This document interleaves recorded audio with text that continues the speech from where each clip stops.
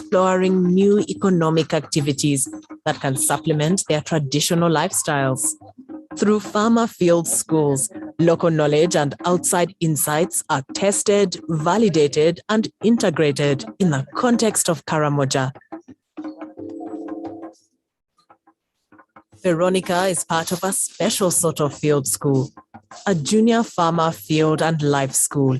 Here, Veronica and her classmates acquire agricultural and social skills at the same time.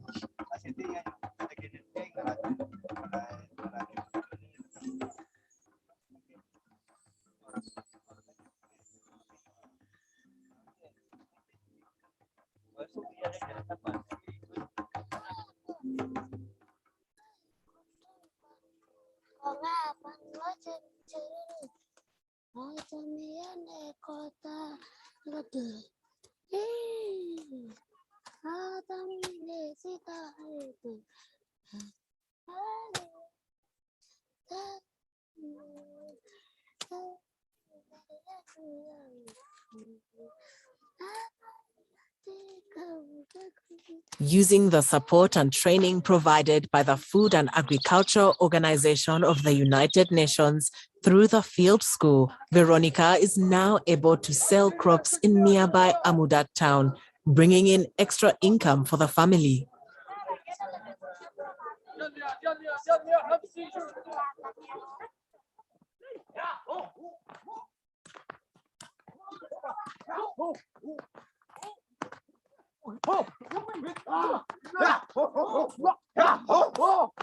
Once a warrior, Kales now prioritizes peace as a means to prosperity. FAO dialogue programs have helped communities here sort out their differences peacefully.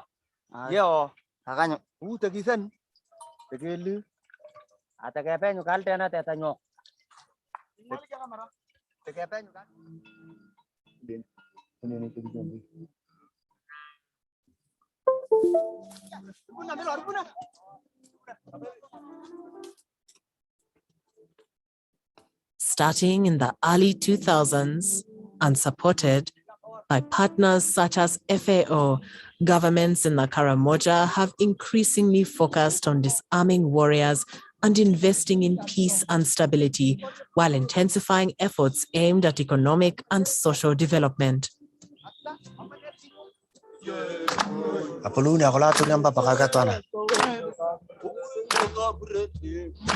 Mambo banyari amanya atuk atama tasakarubong atuk tanto bagawi kwa bawa itu anak adam tolong arbo kalau anak moni atau lama atur pada atau lama karena mau jong udah ayo nih pak ini jangan karam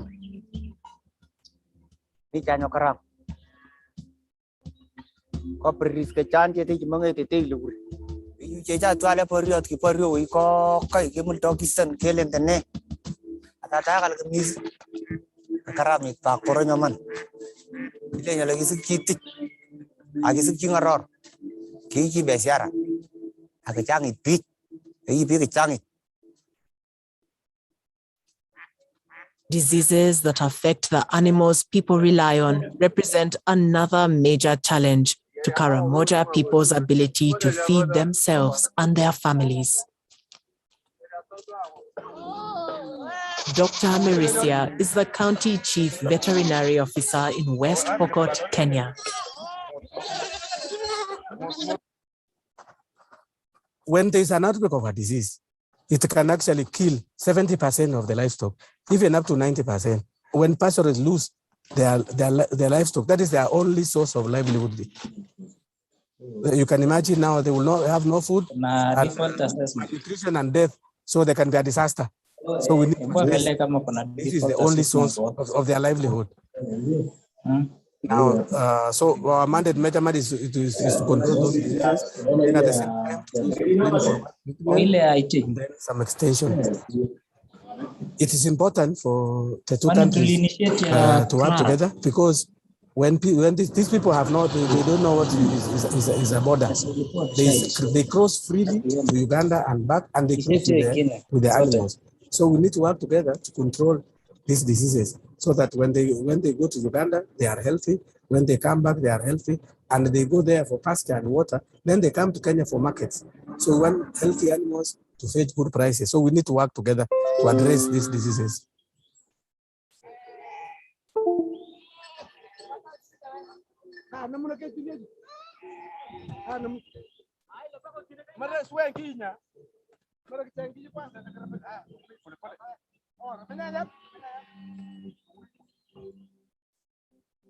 Frequent and persistent drought are also a challenge here. With climate change, droughts are getting longer and more pronounced. Desertification and degradation of rangelands are becoming bigger threats.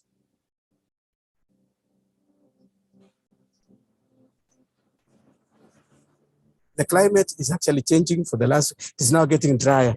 And even because of the peace that is there now, the number of animals have increased and the pasture is being depleted. Even in Uganda, where there was a lot of pasture, it's being depleted. So it has changed, the climate has changed. It is now drier than it used to be. Oh, no, barenda.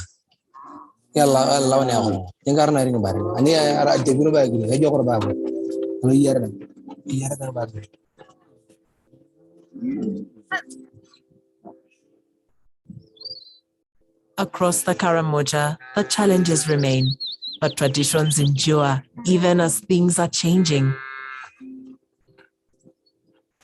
At places like Kobebe Dam in northeastern Uganda, communities are sharing resources.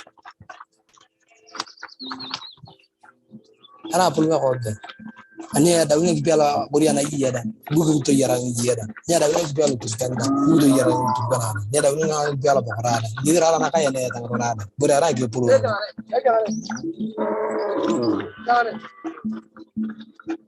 Through local peace committees, communities are talking through disputes and agreeing on ways to coexist. This peace committee is supported by FAO pastoralist field school expert Michael Ade.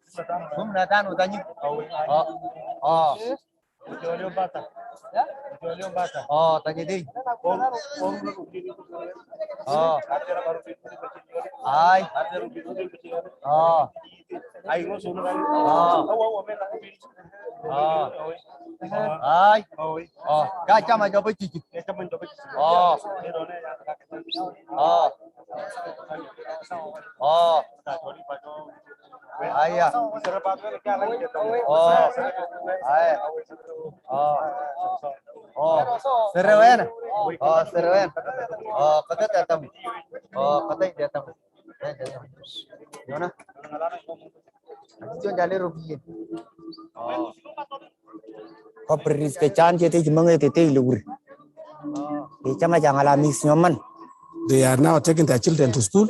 They are contributing to construction of schools, which they used not to do before. People now realize peace is very important. And I don't think they will ever go back to the warring. The way they used to do their categorizing, I think they will not like to go back, because they have seen the essence of peace, and we have always seen the importance of peace.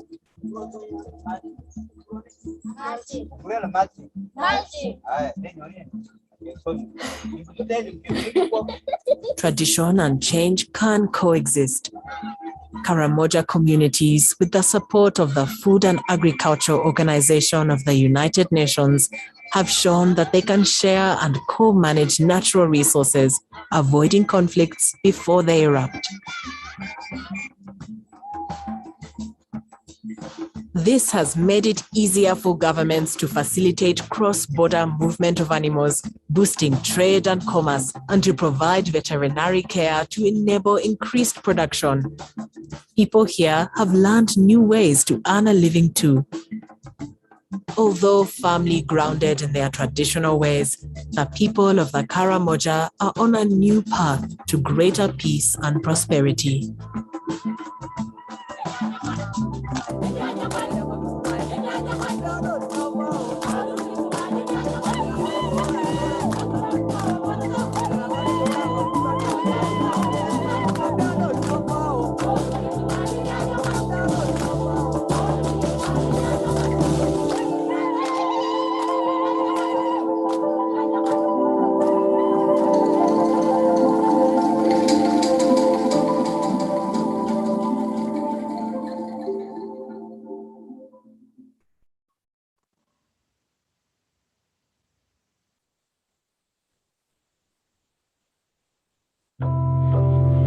GFSP is helping the community to transform their livelihoods. It is helping the community actually to produce enough food for themselves through agriculture, through livestock production, and through fisheries. And then overall, the DRR comes in, disaster risk reduction, to help the community to identify hazards that are facing them and to look at ways of mitigating those hazards.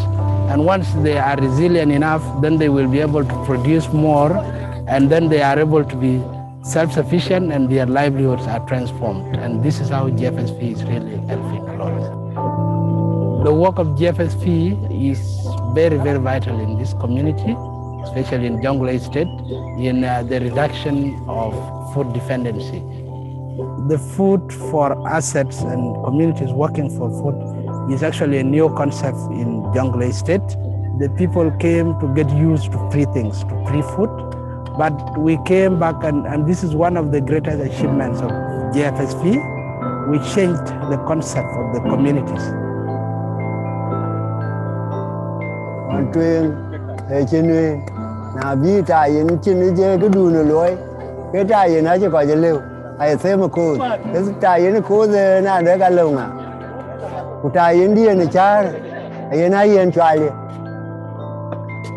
The projects for Food for Assets are selected by the community, and it is the community themselves who provide the labor.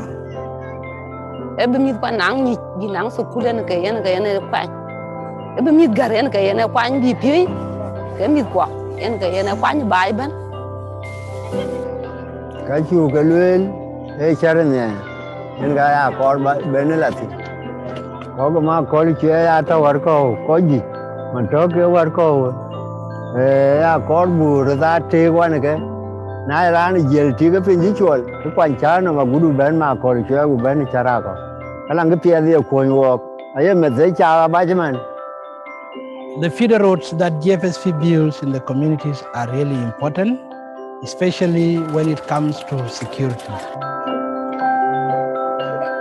Quarter, kena pinggu nang cara kau jaga cara dali roki. Kujaran mak kolej, kerana nang terkeru kecat. Kuak area jika pi, kuar jenis cara beloi, motor ai cat, anak cikurba, baca tu hijuk, ini cat motor. Kuak area jika pi, kuar jenis cara beloi, motor ai cat, anak cikurba, baca tu hijuk. When you build a road from one location to another, that road serves as the means of bringing goods and services to the people. When we use the road to transport the products to the market, this will encourage more people to cultivate next year. When we build a dike, it helps the community to come and settle there. Gua bang baje kan ele da matasi na ken balog da matasi we ben nan we ben ka dob doar ba meeting no ya no. Community consultation is the most vital part of the work that we are doing here. It is so the community themselves own the project. Ai Ada lo ja te ko le cha duob doara cha le. Ya da la gwi dun doar ko la ke le dun. Cha le karoda. Ai mu gwa ka cha mu ngong nei. Wal mai. Người trên này chân ở ngoài này. Cha mới ra bây giờ cứ khó rồi. Dân chu này mới gòa, chu này giờ thì là luôn. Ở dân ấy. Còn như này phân giờ. Đang đi mà người quạt, này cái đán cũng là cái. Cô ban qua mà qua chơi. Em cô ban qua cả tiền này. Tôi lại lo em qua chỉ để ngày chỉ có bé đi biết. Qua là ở thì qua cha còn có bên nào. Qua nó chỉ dân chua liền. Cái cha là coi những cái chụp coi nhãn phải những cái gì đấy. Quá miền kia ta đã đi thôi. Cái kia nó sẽ không đi.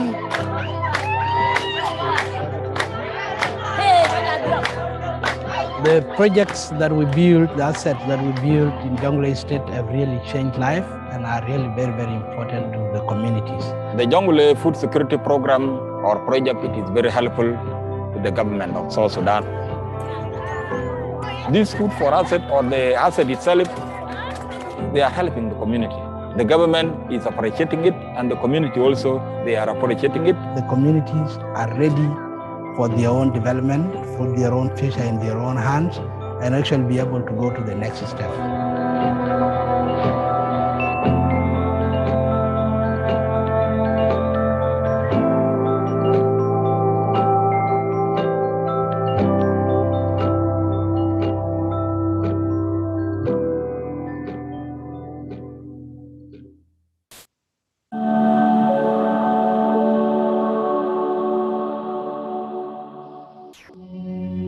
Today, in many parts of the world, shocks such as droughts, floods, health crises, and price spikes occur regularly, causing loss of life and livelihoods, and costing national and regional economies billions. While we cannot prevent many of these shocks from happening, we can manage and mitigate their impact on people's lives, livelihoods, and well-being. Doing so requires building resilience. Resilience is the ability of people, households, communities, and systems to mitigate, adapt to, and recover from shocks and stresses in a way that reduces chronic vulnerability and facilitates inclusive growth. It prepares people to manage through crises, from droughts and flood to epidemics or a health crisis within a household, without compromising their future well-being. USAID helps communities build resilience by making long-term investments that expand and diversify economic opportunities, increase access to financial services, strengthen local capacity to sustainably manage natural resources, and effectively manage and respond to shocks when they do occur. All these investments are closely aligned with country-led initiatives such as the Government of Kenya's Ending Drought Emergencies Initiative.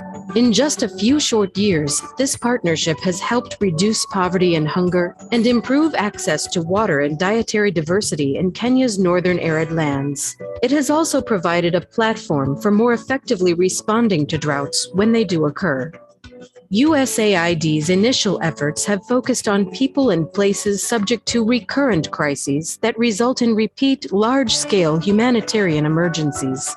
However, the alarming rates at which people are escaping poverty only to fall back into poverty in the face of shocks and stresses underscore the importance of building resilience to ending extreme poverty and improving other well-being outcomes everywhere we work.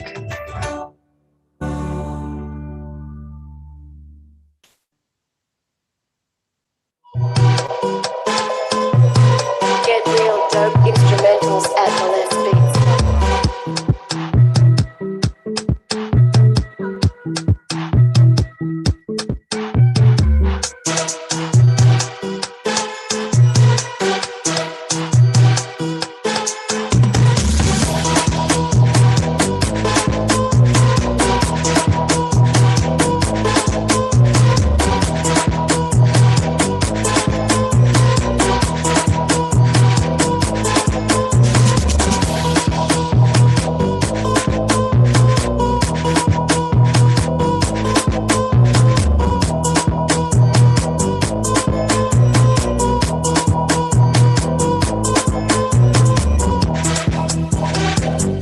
MolestBeats.com.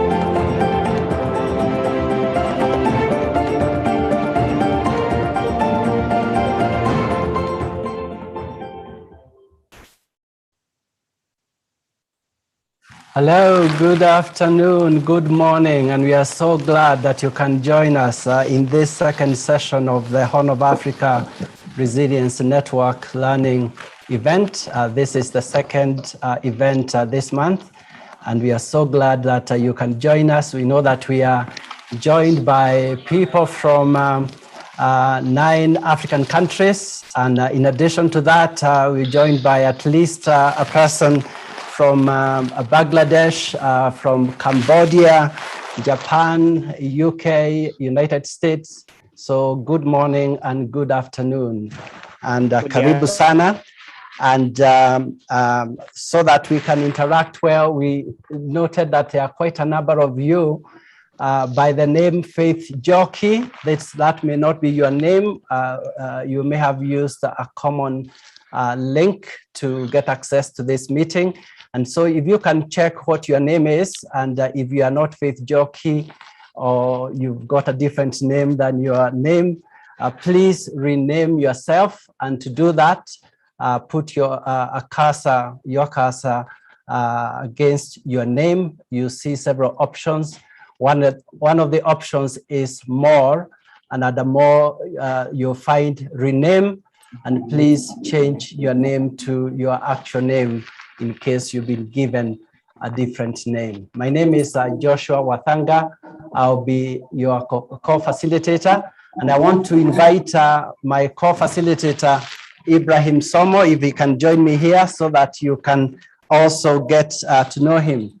So Ibrahim, good to see you and good to have you here. Thank you, Joshua. I'm happy to be here and just really looking forward to this great conversation.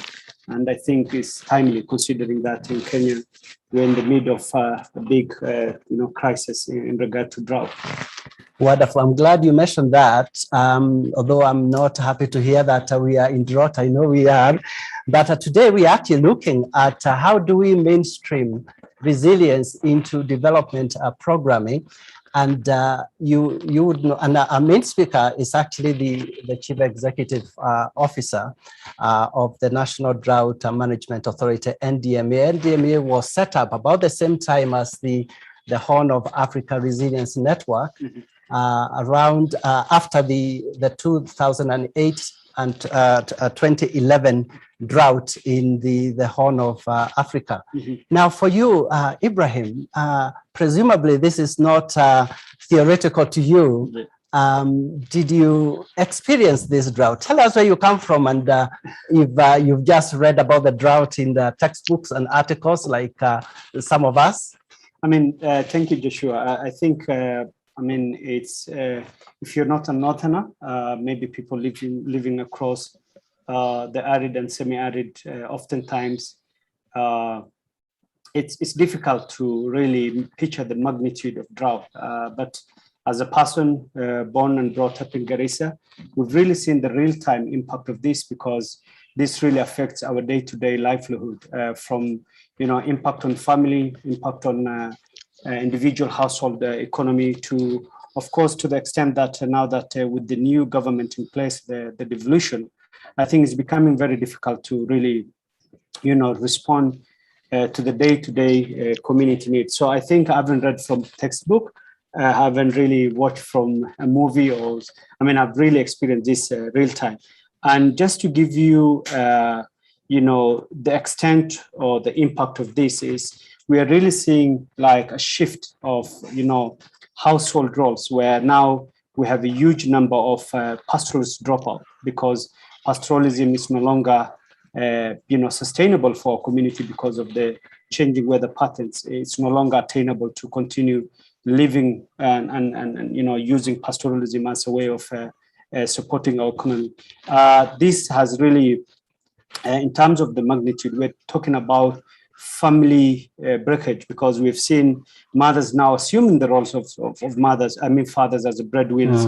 Because one thing that people don't know, there's a lot of pride that comes with a pastoral person as a man, and it's really not easy if you don't know how to, if you lose your livelihood, which is mainly the pastoralism, like, if you lose your cows or camel or goats, it's hard for that man to really move to the city and start doing ordinarily what other people will do. And this are now forcing for the mothers to take up and assume the role of fathers taking up, mothers taking up that role. And this is really having a big impact, not only on the economy, but is also having a big issue on the families, which is a social fabric. And this is something we really need to really address. And of course, we know that NDMA has really done a good job, but I think it's not good enough. And it's time maybe we start looking at how the government can look at the issues of drought holistically, because it's no longer a question of if or when. It's a question of when. It's no longer, we know that it's going to happen. If you look at the pattern, we had a very short and scanty rainfall in the year 2020 between November to December. And then there was also a short rainfall that was predicted or that we've seen in early this year between April and March. So everybody knew this thing is going to happen. But what is the biggest question for us and not only the development people, but also for the government is why is it that we always have to wait for something to move from what it is now to a disaster and then act and then call it a national disaster when we knew it and all the signs were there that we knew it was going to happen. So Ibrahim, tell us one or two things you would like the government to do more of so that we are building resilience for households, for communities, for ecosystems in this country and perhaps in other countries. Just maybe two or three. I mean, two that I will say. One is, I think it requires a lot of leadership. Leadership is key to do this thing. And then when I say leadership, of course, it draws all the way to the national government. If we're talking about the Kenya context, the governance structure is that there's a county government and then the national government. So the question is, how can the national government and the county government, work hand in hand in making sure that there's enough money that really, respond to this drought really in time, because we know it's going to happen. It's a question of when, but it's not a question of if. So how do we shift our mindset to that? This requires, of course, change of leadership. It requires real-time budgeting because we just don't have to wait. Because if you were to do an analysis, what we'll call counting the cost, the cost of emergency response and the cost of contingency planning is two worlds apart. I'm not sure how many of us in this sector that have really done an analysis of counting the cost in terms of what does it cost to respond real time versus responding to emergencies. So for me, I think it's time to have, a contingency plan ahead of time. And of course, this requires a lot of leadership. And then we also understand that even NDMA as an institution, which is a national institution that's really trying to address the issue of drought, I think the mandate itself is very limited. They can only respond to the drought, but there are other shocks that, of course, affects. So I think we just need to move from this silo approach to addressing issues of drought to a more of a holistic way of addressing it. And I think if we do that, which again boils down to the issue of budgeting, policy, and leadership, if we got those three, I think we'll be in a better place come next year. Wonderful. Thank you. Thank you so much, Ibrahim. I'm sure, ladies and gentlemen, you are waiting for the menu that we have ahead of us this afternoon. We have, among others, the Chief Executive Officer of the National Drought Management Authority here in Kenya. And he is going to respond to some of those questions and challenges and suggestions that Ibrahim has proposed. But in addition to him, we have quite a number of other speakers. We will have opening remarks from Matt Hutchison, who is the Director of the Office of Economic Growth and Integration for USAID Kenya and East Africa. And then there will be two breakout sessions. We will tell you a lot more about those breakout sessions later. And so we will not ask you to sit back and enjoy. We want you to participate as much as possible. We want to hear comments and questions in the chat box.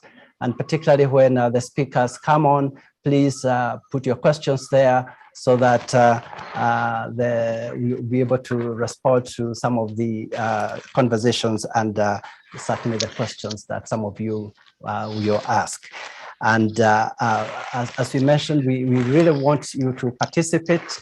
Although we are in a virtual environment, I think there are ways we can do that. I'm going to invite Ibrahim to tell us some of the ways that you can actively participate in this meeting virtually. Ibrahim, how can we actively engage and participate in this session? Yeah, of course. I think we've come of age, and this is a practical example of how we're trying to adapt to the new way of doing business. And then, 2-3 years ago, we've never imagined a situation where we'll have to have this kind of engagement where you have to, engage a virtual community to address a real-time issues. So just to make sure that this is going to be a real-time, very exciting session, we've got just some few basics or house rules that we'd like you to engage. And one of the things that we're looking at is, use the chat icon, of course, at the bottom of the screen. This will allow you to chat with your fellow listeners or participants in this session. You're also encouraged to participate, because we know that we come from different backgrounds with a lot of experience, and we really want to make sure that we take advantage of that, so that we encourage people to participate. Of course, you can speak your mind. Everyone in the meeting is expected to share ideas. Don't shy away from asking questions, contribute to the discussion, of course, and you can do that using the chat box. Of course, mute yourself if you're not speaking. This will allow other people to speak clearly, and then we're able to hear what they have to say. And it's always good that you identify yourself so that we know who we are speaking to. And this will also, so before you speak, we'll kindly request that you introduce yourself, ask for clarification if something is not very clear. And of course, focus on the problem, because we're all here to share our experiences, so that whatever recommendation that we get from each and every one of us will help us to build a better world and community. And of course, engage with your fellow participants. There's a link there, https rcmicroserver.co.ke, and that will be enough to help you to engage with the rest of the speakers or participants during this session. Of course, follow the discussion. We have during the session, we have the hashtag resilience, food security, and conflict. We're looking forward to really a very fruitful engagement. And with those few housekeeping rules, we're looking forward to a wonderful discussion for the remaining of the session. Thank you. Indeed, thank you, Ibrahim, and we look forward to seeing many chat conversations, questions, and your comments in the chat box. And as we continue, we'd like to acknowledge quite a number of organizations and agencies that have partnered with USAID in bringing you this learning event. We've got government and government agencies, we've got USAID missions, we've got development organizations. You'll not be able to name each one of you, but we want to say thank you very much for being part of this learning event. And now to bring us a brief video. We'll have one of the development organizations to do so, and CORDAID, we've got a video from you, and thank you for availing this to us. This is a community like many others, vulnerable to climate change related disasters. CORDAID works with communities in regions like these, fragile and conflict affected, with higher risk of disasters. We work with the goal of enabling livelihood security, peaceful coexistence, and sustainably inclusive growth. Ultimately, we seek to increase the community's resilience, their ability to recover from disaster. At CORDAID, we believe in building resilience through a community-led, multi-stakeholder approach. We help the community to connect to a diverse set of stakeholders, often including government officials, NGOs, media, and many others. When it comes to setting agendas and goals, the community itself is always leading. An example of our work is a project in Ethiopia, where droughts created water shortages and lack of pasture availability. CORDAID, working together with NGOs and stakeholders, used our resilience approach to support communities in this region to become more drought resilient. This approach begins at community level with capacity strengthening, analysis of disaster risk, and joint action planning, involving other stakeholders. After a plan is developed together, implementation can begin, starting small and growing with the community. All the while, Chord8 helps communities to embed their plans and measures in governing systems and structures. As a result of this process in Ethiopia, over 2,200 hectares of rangeland were reclaimed, and 6,570 families benefited from access to water for drinking and domestic use. Worldwide, this resilience approach has created significant results.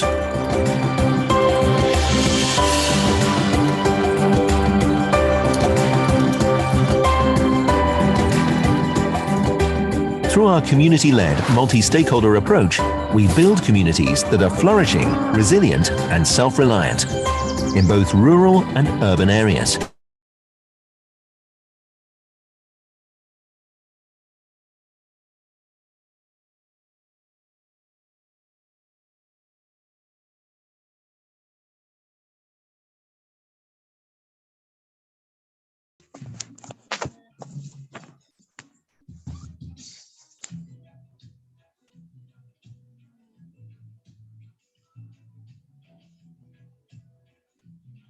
In your name, and one of the options you'll be more, and then you get to rename yourself so that we are not too many of our faith jockeys here.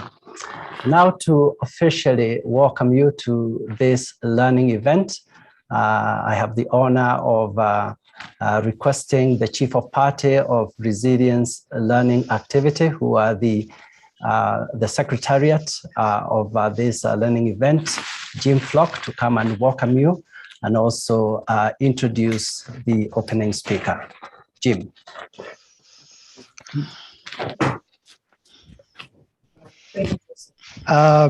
To those who are coming for the first time, welcome. For those, this is the second event, welcome back. For all those joining, let me just say karibu, salam, bonjour, assalamu alaikum, and jambo tena. I'm excited to be back here again in this virtual and slightly live engagement for the Horn event. What we'll do is today we're going to go ahead and build off last week's theme of building livelihoods and community resilience in conflict areas. And taking it from there, what we want to do moving forward is today's theme, which is how to mainstream resilience into developing programs. In RLA's role as the Secretariat, what we'll be doing is listening, we'll be engaged in the Q&A sessions, taking notes. And so moving forward, the discussions and the topics, not only from today, but from last week's events, we carry those forwards, both in the weeks and the months ahead. So you will be sure to hear from us as we continue to carry the great ideas and the information shared and the lessons learned moving forward. But let me stop there and be sure to welcome the USAID Kenya East Africa Director of Economic Growth and Integration, Matthew Hutchinson. Thank you very much, and stay tuned.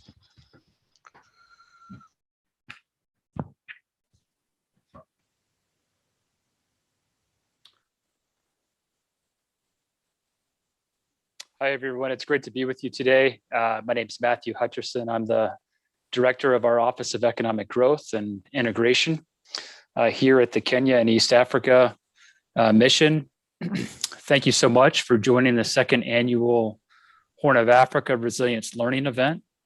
It's my pleasure to join you today and to hear more about the challenges, the progress made, the lessons learned, and innovative approaches that support resilience building initiatives in the region. This event's a great opportunity for USAID missions, member states, and partners to take stock of the progress made across the targeted countries in resilience building. And it gives us the opportunity to learn from the experiences of non-USAID partners as well. It's important that we utilize HORN and today's event to strengthen regional and cross-border collaboration and improve evidence-based learning. The theme of this event, as we just heard, is mainstreaming resilience into development programming, which is particularly important considering the multiple shocks that are affecting the region, including drought, pest outbreaks, the global COVID pandemic, conflicts, and other related stresses. Recurrent shocks and crises are not new to this region and East Africa.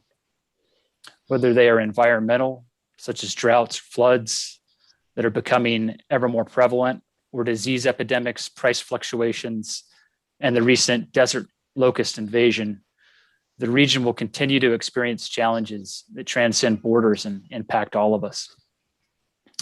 USAID works to support initiatives that enhance the resilience of chronically vulnerable individuals, households, communities, and systems in the region through transformative partnerships with government agencies and development partners at the national, subnational, and regional levels.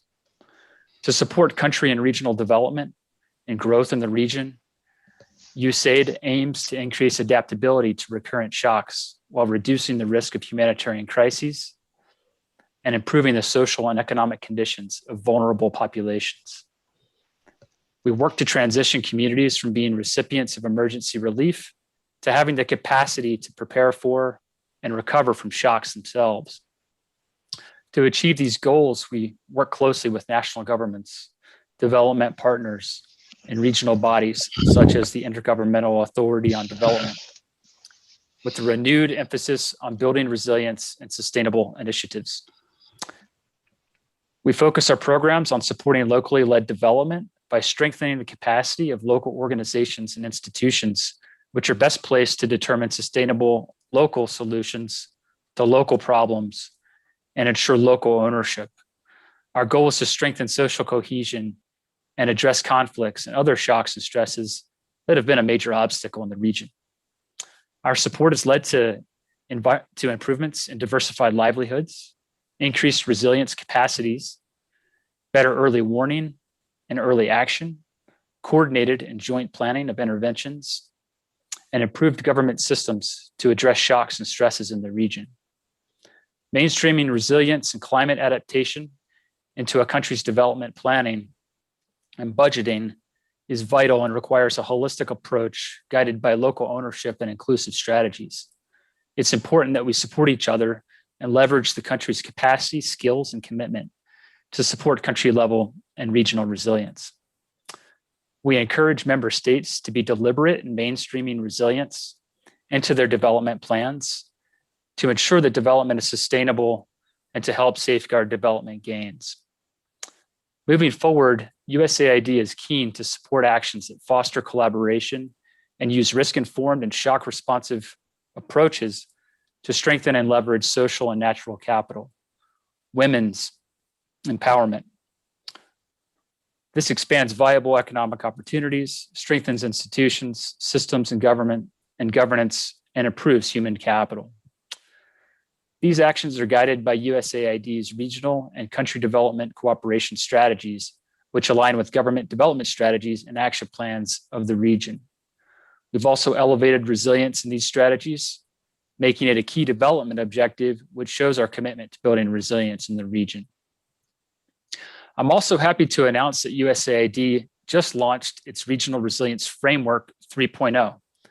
The new framework, which replaces the 2.0 version, has been a collaborative effort from USAID missions in Ethiopia, South Sudan, Uganda, Somalia, DRC, and Kenya, as well as with USAID partners. The new framework strengthens our regional and cross-border collaboration and improves evidence-based learning. It's a great resource for resilience programming throughout the region and can add real value to help us achieve our objectives and goals. The framework, along with the lessons learned and best practices shared today, will help guide ways of scaling proven and effective interventions, entrenching them into the country's development plan. USAID, based on need, will also explore ways of supporting this under our existing programs and cooperation framework.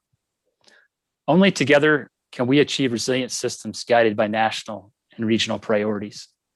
Thank you, and I look forward to hearing from all of you during this event.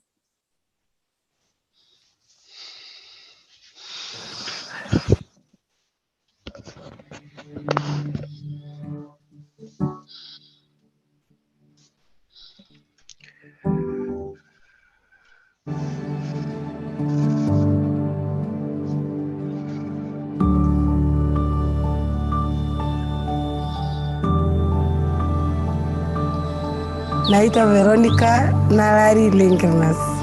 Niko na miaka 45. Niko na watoto 4, wasichana 3, kijana 1. Nafanya kazi ya biashara. Nauza unga, mahindi, sukari, maharagwe, kila kitu. Naamka asubuhi nashukuru Mungu, naambia Mungu nipe customers. Nikafanya hiyo kazi, nikalea naye watoto wangu. Kama iko ukame tunaenda soko. Kama uko na biashara utaumia sana.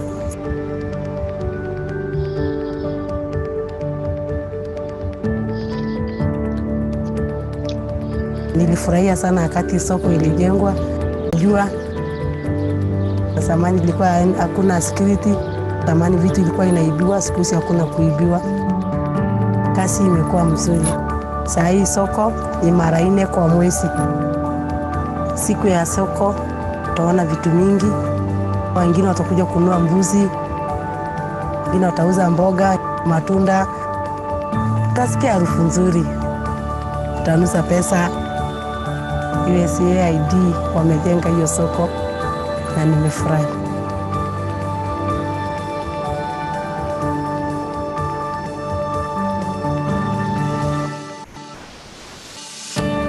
Tulianza hiyo soko, tukaanza kuweka pesa. Nimeshukua sasa hivi ni mara 2. Niliuza mbuzi na ng'ombe kwenye soko, nikapata pesa ya kununua gari. Ninunua ndio iliweze kunipelekea vitu kwa soko. Wakati kuna shida, huwezi anzia mikono vitupu. Unaanzia tu na kitu kidogo unaendelea nayo. Saa ingine maisha inakuwa ngumu, unaanguka, unaamka tena, unaendelea na maisha.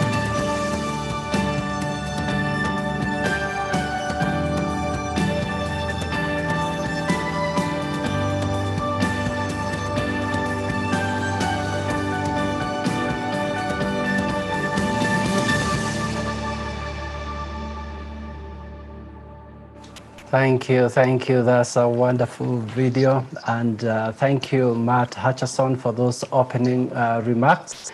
We hope you are already enjoying yourself and learning a lot about how we can mainstream resilience in development. And one of the things that we'll be looking at today is the role of governance in mainstreaming resilience in development. And we are so honored and privileged that we're joined by 3 senior leaders from this region. And I'll start by asking them to at least wave and so that we can acknowledge them. We've got His Excellency Honorable Professor Kifudha Kibwana. He is the governor of Makueni County here in Kenya.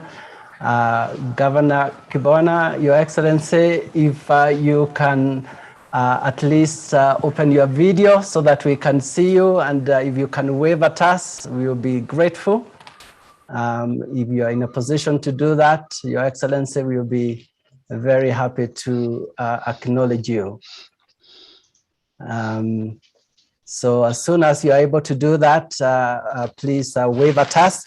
We are also joined by Honorable Francis Okori, who is Assistant Commissioner of Programs, Office of the Prime Minister, Ministry of Karamoja Affairs in Uganda. Honorable Okori, could you please wave at us? And as they prepare their videos, yes, I think Honorable Okori is coming through. If you can wave at us, I know you are somewhere in Turkana, visiting Kenya, and but glad to see you. Thank you so much for joining us. And then we are also joined by Honorable Philip Michael Pia, who is Under Secretary in the Ministry of Peace Building in South Sudan. Honorable Pia, could you please wave at us if you can? And if they are not in a position to do so, we would like to acknowledge their participation in this meeting, and we are so glad that they can join us. Thank you very much.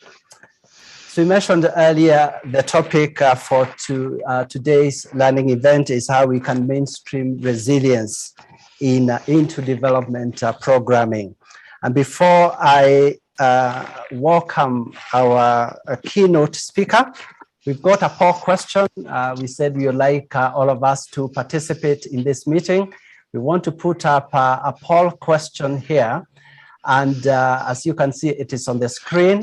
And the question is this: how much damage to Kenya's economy was attributed to the 2008 to 2011 drought?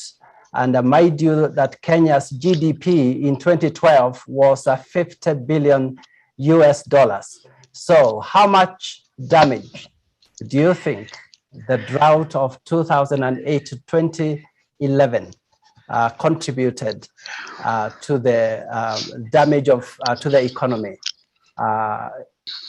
during that period? If you can please respond to that poll question, we will have the answer to that question, and we will ask our keynote speaker what he thinks of your answers at the end of his talk before we go to Q&A. And as I mentioned earlier, we are so honored and so privileged to have as our keynote speaker for today the Chief Executive Officer of the National Drought Management Authority, NDMA, here in Kenya, Mr. James Oduor. And we are so glad that you can join us. I can already see you on the screen. And Mr. Oduor, if you can now address us, we look forward to what you present to us. And the participants, just to remind you, as Mr. Oduor speaks, if you've got any questions, put those in the chat box. And later we will see how many of the questions that we can respond to. Mr. Oduor. Thank you very much, Daktari. I hope I'm loud and clear. Indeed you are. Thank you. I want to share the screen, or do you want to share it for me from that side? Okay, feel free to share. If you've got any problem, we will take over from here.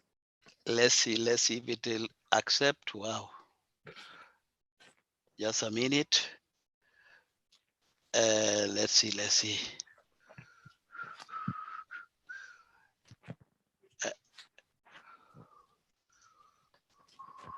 I don't know what's happening. I'm seeing it, then it's disappearing.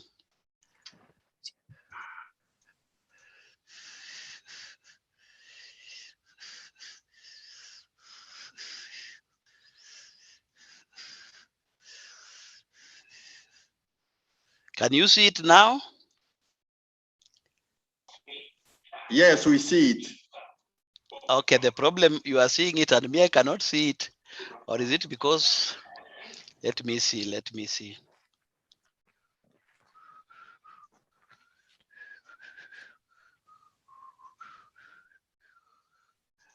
Maybe Bwana Facilitator, you can share from that end, then you'll be helping me go page by page. We are putting it up. If you can start speaking, we'll get it on the screen as soon as possible. Thank you very much. Let me start by saying good afternoon once more to everybody, to all the colleagues. Thank you so much. In my presentation, first I'll introduce you to the Ending Drought Emergency Framework in Kenya. This is our drought resilience strategy, which I'll share with you how it's been worked on and where we are. Then secondly, I will highlight the mainstreaming of the strategy into development programming to show you that even at national level, at county level, it's not standalone, it's part and parcel. Then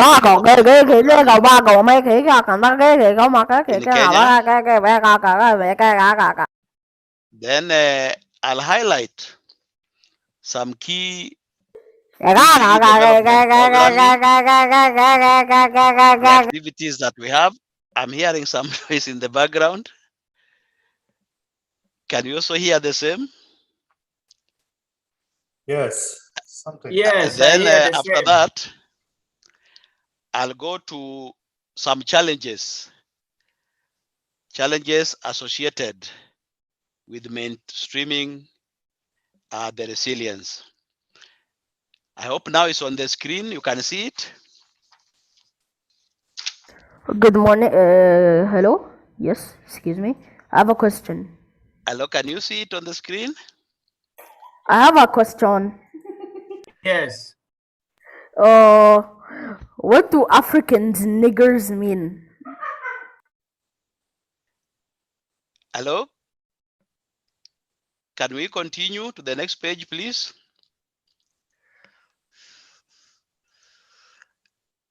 I can see it. Can we continue the next page? Continue, please. Yes, Okay. continue. So the first thing,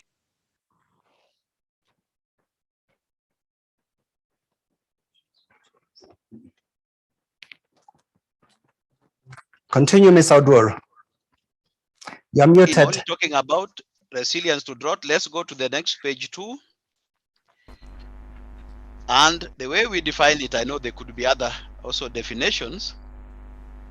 Here we are only talking of the ability to anticipate, to withstand, to adapt, and to recover from shocks and stressors in a timely manner.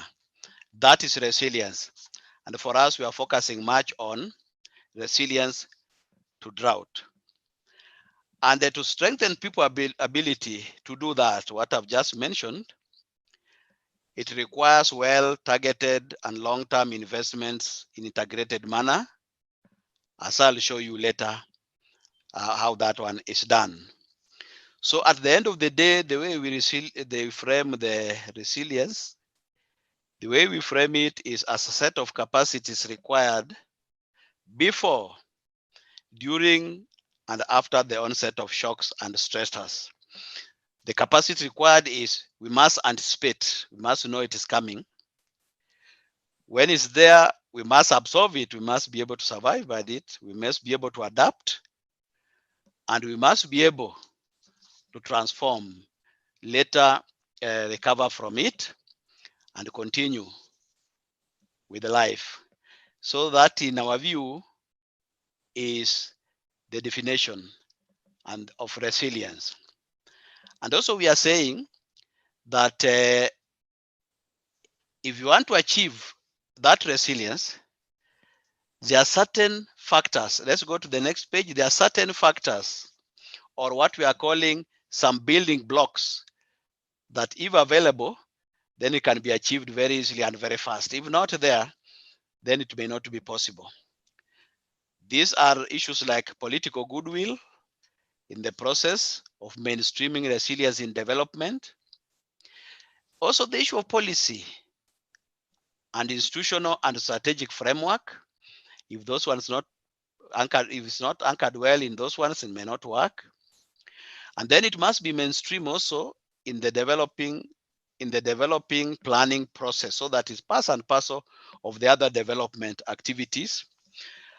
And also we need the issue of partnership and coordination, because it involves so many stakeholders, not only the government.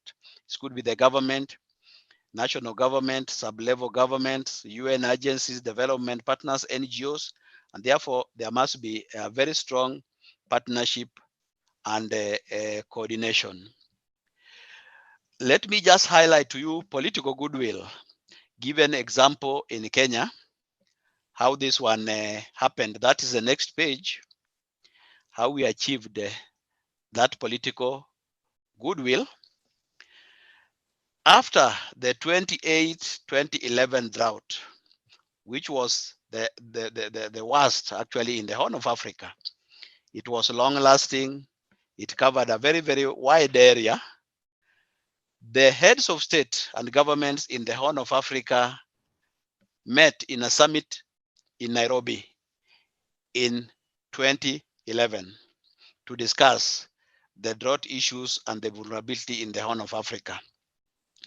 One of the things that came out from that summit was a commitment from those heads of state and government that something must be done to end the drought emergency in the region. And each member state committed itself to developing a strategy to end drought emergencies. So in Kenya, immediately after that meeting, two things happened. There was a commitment to develop that strategy and to establish NDMA to be the institution, permanent institution, to take the lead in terms of spearheading that initiative and also taking the lead on behalf of the government on the drought issues in Kenya. So those two things were immediately put in place from that meeting. Have the institution NDMA and have the strategy to end drought emergencies and the NDMA to take the lead.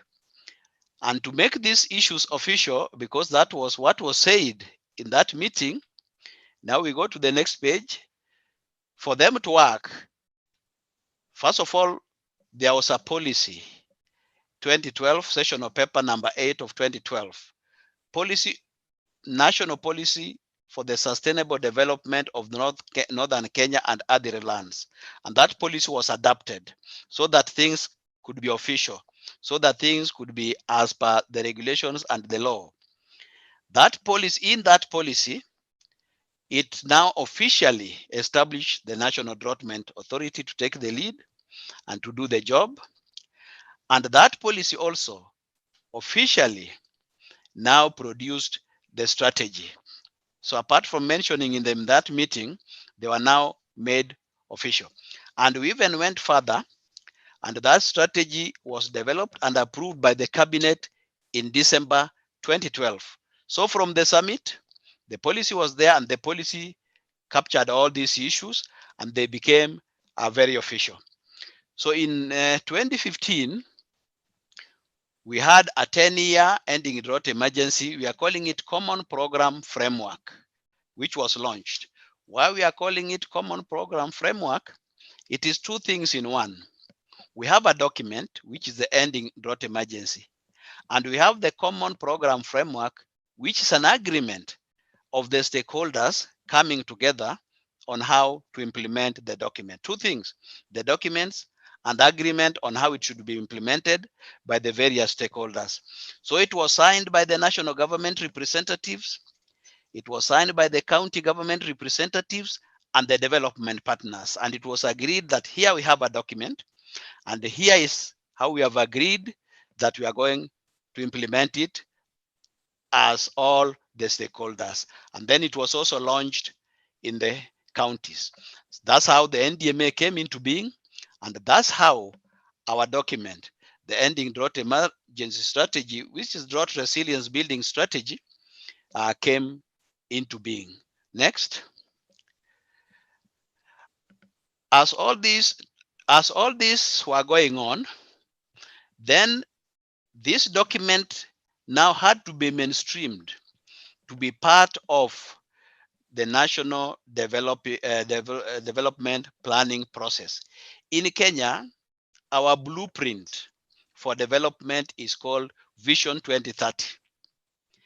If anything is not captured in Vision 2030, it cannot be recognized, it cannot get funding, it cannot be implemented because that is the blueprint.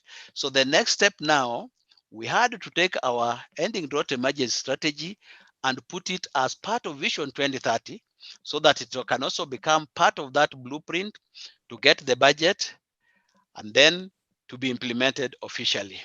And our Vision 2030 blueprint is usually implemented in 5-year development planning. We call it medium-term plans. Every 5 years, there are plans which are reviewed. And at county level, we have county integrated development plans. So we had now to mainstream our strategy or framework into medium-term plans at national level and county integrated development plans so that officially they can be budgeted for and can be implemented.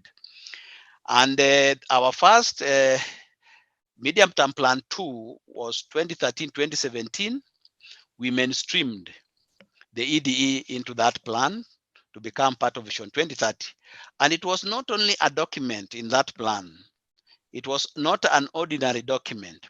It was one of the foundations for national development. It was highly recognized that if you don't take care of drought, if you don't build resilience to drought, then the whole of Vision 2030 cannot be achieved. So it was not simply in the planning, but it was one of the key activities and highlights in the planning. And then again, in the medium-term plan 3, which we now have, the second 5 years, 2018-22, we've mainstreamed EDE into that plan as part of Vision 2030, and we have also mainstreamed it into county development plans for 2013, 2017, and 2018, 2020. So it's not a standalone, it's not separate, it is right inside Vision 2030, is right inside the blueprint and is part of the government development plans together with all the other activities. Now, some of the key activities in this ending drought emergency, especially in the current medium-term plan 3, there are about 6. This is not all I'm just highlighting. Is on the issue of peace and security, because we know that conflicts and insecurity discourage investment and resilience building. You cannot invest, you cannot build resilience in an environment like that, even if you are to do something. And we know if violence exists, it will prevent people from settling down from doing their work. And therefore, we feel that peace building and security is one resilience building activities. We must invest in it as part of long-term sustainable development. Next. The other one, number 2, is the infrastructure. And the infrastructure is big. Infrastructure, we have water, we have irrigation, we have ICT, we have roads, we have electricity, a very, very big area. So we have also to do investment in infrastructure, the roads, for example, the markets, for example, the water, the irrigation schemes, the livestock, and all this, and energy. If you don't do this, then you cannot get resilience. And if you do this because of resilience to drought, they are just like any other normal development activities, and they are mainstreamed into national development plans. Sometimes people ask me, but what's the difference between this and the normal in development? I tell them, yes, these are targeted, they are the same, but these are targeted properly to build resilience against drought. Then we also have in that strategy the human capital. People have to be healthy to do work. Educated people are able to secure better paying. They're able to diversify livelihoods. They don't have to rely on either livestock or crops. And when drought comes, they can survive better than maybe somebody who is relying only on one livelihood. So this is another key area that we are covering as key activity in our strategy. Next. Then the sustainable livelihood is also a very big area. We have livestock, we have crops, we have other emerging livelihoods, and all these things which are part of normal development, but also resilience building. Because we know if you don't do this, then you cannot achieve that resilience. If you don't diversify livelihoods, if you don't do a lot, these are sources of income and sources of food, and they must be diversified so that wherever people are in that environment, they can still get their food, they can still get their money, and even if drought is there, they can survive. Then we have the issue of drought risk management, just dealing with the drought as it comes and it occurs. Because even as we do long-term sustainable development, droughts will continue to be there. So you must be thinking of 2 things. How do you plan to reduce drought risk in the future? But you also deal with it as long as it is occurring and as long as it is there. So this is another key area of resilience building and so many activities that we have to do. And then finally, the institutional development and knowledge management. This is another key area that we have to deal with. We require strong institutions. We require coordinated, harmonized approach. And we require whatever we do must be evidence-based and must be well documented and must be, if need be, even similar environment must be replicated. There are many, but I think these are the 6 areas, key activities that I would like to highlight. In terms of partnership and coordination in our strategy, resilience building, EDE, we have the highest level chaired by the head of state. Then we have the intergovernmental bringing the county and national government chaired by the responsible cabinet secretary. Then we have the steering committee, which is technical, which we chair in NDMA. Then we have the other development partners and the implementing groups. And these are joined at a political level. The highest is at political level. We have His Excellency and you have Council of Governors. Then we have the implementation at a steering committee level. Then we have the pillar groups at the lower level. So with this kind of coordination, we minimize duplication. We use the scarce resources efficiently. We enhance accountability, and we are able to really integrate all the activities very well, rather than everybody or individuals doing their own work. Now, finally, in terms of challenges, there are many, but let me highlight only two. The fact that this requires long-term approach, and the fact that it requires long-term approach is very challenging, because the operating context is dynamic, it's keep on changing. Other policy priorities can evolve, new institutions can emerge, the officials can rotate.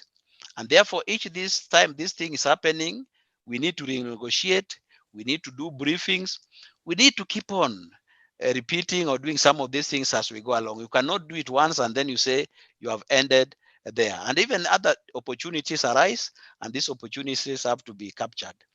And in terms of progress, I'm saying here it's not like you just walk 1, 2, 3 steps. Sometimes you go ahead, sometimes you are taken back, sometimes you stagnate a bit, because the extensions are there, expectations, we have to manage them. Some of them take long, and they may not get a rapid turnover of the project at the staff and all this. And then finally, the other challenge is the issue of the programming involves many sectors and actors, making coordination very critical. And therefore, there are cross-cutting issues that can get attraction. There are issues that can distract whatever we are doing. So we must coordinate, and we must dovetail this at sector level.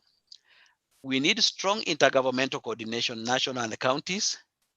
And we feel this high-level coordination is key if the medium-term plan are to be followed through budget and all this. Otherwise, it cannot be done piecemeal. And then finally, non-state actors, they play a very valuable role. They are not easy to bring on board. They have their own objective. They have all their priorities. But all parties, we are saying all parties, it's a give and take, need to adjust their practices in their wider interest.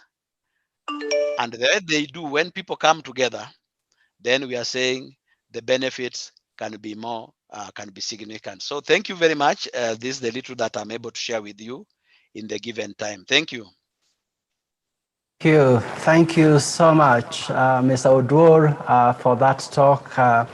Already we can see quite some activity in the chat room, a conversation that is ongoing, and we will continue with that conversation not only in the breakout rooms that will come next. We'll have a bit of a discussion here, but also in the Resilience Cafe, and we trust that you can access that so that this conversation does not end in this session just now. Before we go to a number of questions that have been asked, we'll only be able to look at a few because of time. We'll have the results of the poll question so that Mr. Oduor can comment on the results of the poll.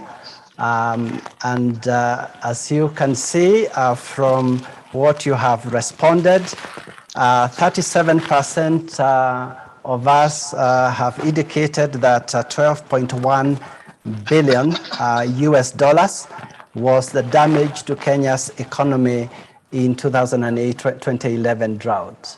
Mr. Oduor, you were very involved, I believe, in the study that gave us the actual figures. Could you please share with us and respond to that poll result? Over to you. Thank you very much, Daktari. Up to this point in time, because I was there even in the early 90s, It has been one of the worst drought because it was long lasting. 2008 to 2011, the area affected was big. It went beyond the ASALs. And because the interventions were not there, very strong interventions, the response was almost not there except a bit in food. There were a lot of damages in terms of livelihoods, especially livestock, and even human beings. So as a result of that, the cost of damage and losses was very high. After we did the post-drought needs assessment, it was estimated to be 12.1 billion. I think from my knowledge, since I started understanding these issues of drought in the 90s, up to now, in terms of this has been the worst. Thank you. Thank you. Thank you very much. There are a number of questions that have been asked. And by the way, well done for the 37% of you who say that 12.1 billion. That's the estimate of the damage to Kenya economy 2008-2011 drought. A number of questions, some of them have already been responded. It's good to see this conversation going. John Wako Dida, you had asked a question about whether we shouldn't combine humanitarian and recovery with the resilience strategy. And good to see your response, Cheryl Turner. You've said ideally we should do both, but in close consultation with the community, as they are likely to know which is which. And a person who still has not changed their name from Faith Jockey, unless this is the Faith Jockey, you've given a number of figures there in the chat room for the overall effects of the drought in Kenya, and also in terms of the physical durable assets and so on. So I invite you to look at that chart. There's a question here, Mr. Udror, from Faris Muragai, and he asks a question: any learning forums across government on best practices in resilience management in the Horn of Africa? And he's also asking about any shared framework among governments on mainstreaming resilience, considering they have shared stressors and shocks. Do you want to respond to that one? And then I can bring one or two other questions before we have to close this session. Thank you very much. I think at the end of 2016-2018 drought, a study has also been undertaken, and it's been found that although we are not yet there, we are not minimizing the impacts 100%, but definitely there are a lot of gains in terms of losses, in terms of other impacts like maybe the people who need assistance, something like this. And I think one is we just have to continue with those investments that I've said that are in our strategy, because they are tailored properly, and they're the ones that have been agreed upon that can minimize the drought impacts and build resilience. The other thing, even as you do the issue of resilience building, you cannot say that now I'm doing this and I forget the other side. We have to keep on responding to drought as long as it's there and minimize the impacts. So you have to do both. As you move along, you cannot say now I'm here or I'm not doing this one.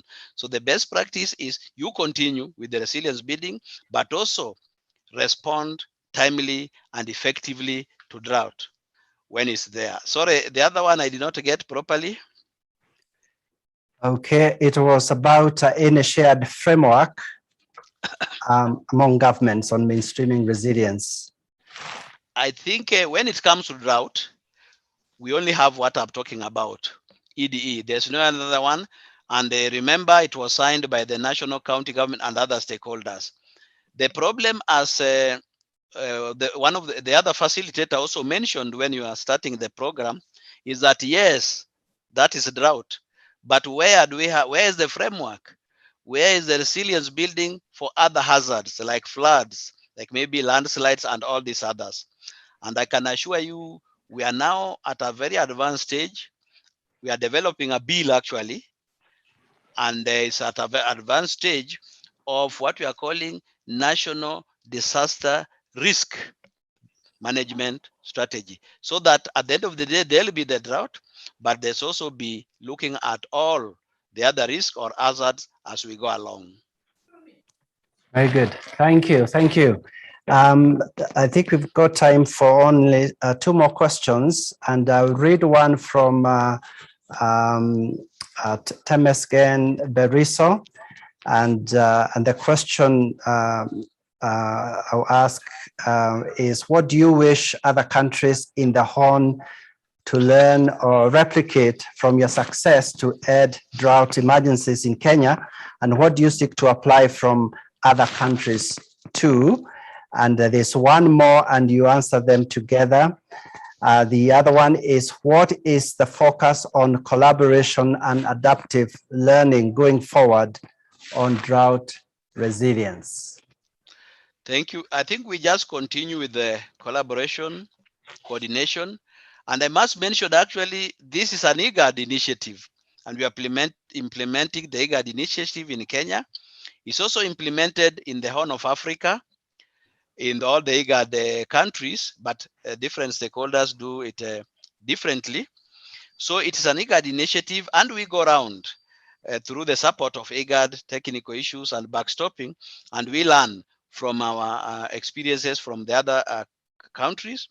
And it would appear that in terms of building resilience in Kenya, we are a bit ahead. We learn from each other, but at the end of the day, have the strategy, mainstream it, and it's not for free. We must get a budget for it, call the other stakeholders, work as a team, and there's no shortcut. It has to be implemented, and it's a long-term thing. So people have to be patient. Rome was not built in a day. You cannot do it in one day. It takes very many years, but fast tracking and determination are the key things. Thank you. Thank you very much. I think that's all the time we have for. I'm afraid we will not be able to respond to all the questions.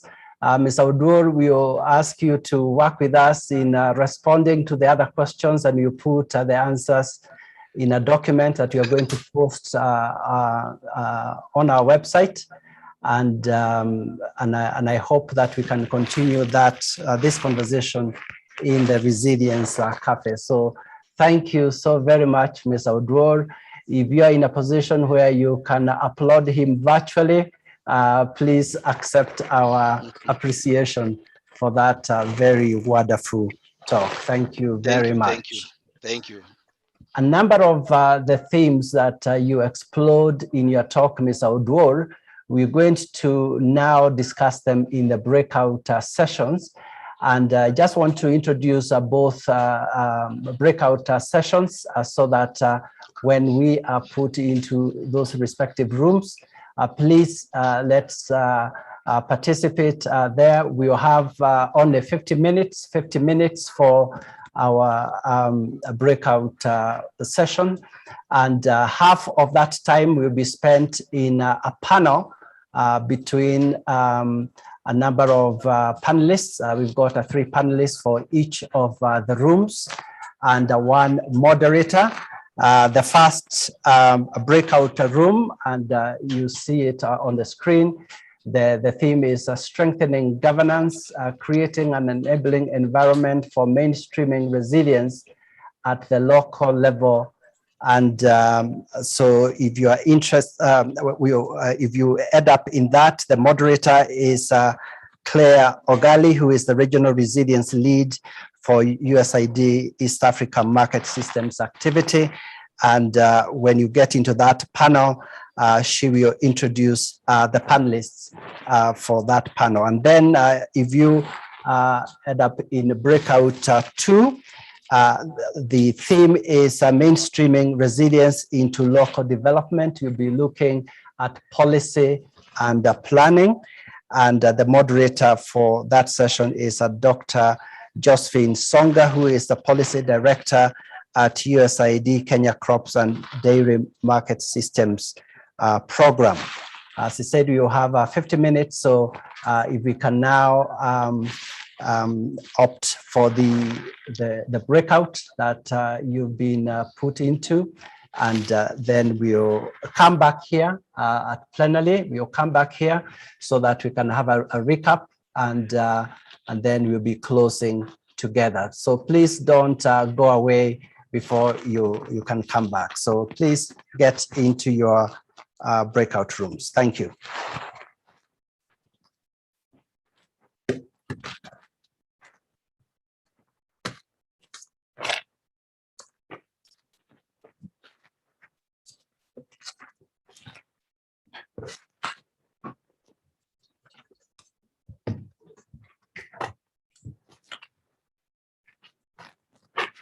Sorry.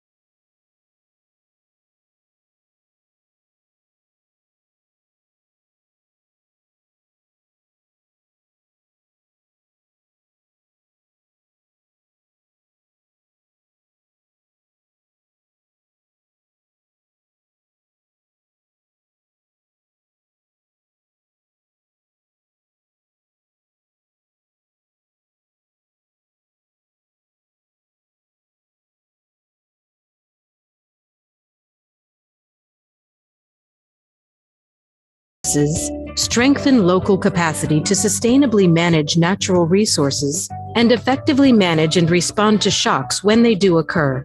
All these investments are closely aligned with country-led initiatives such as the Government of Kenya's Ending Drought Emergencies Initiative. In just a few short years, this partnership has helped reduce poverty and hunger and improve access to water and dietary diversity in Kenya's northern arid lands. It has also provided a platform for more effectively responding to droughts when they do occur. USAID's initial efforts have focused on people and places subject to recurrent crises that result in repeat large-scale humanitarian emergencies. However, the alarming rates at which people are escaping poverty only to fall back into poverty in the face of shocks and stresses underscore the importance of building resilience to ending extreme poverty and improving other well-being outcomes everywhere we work.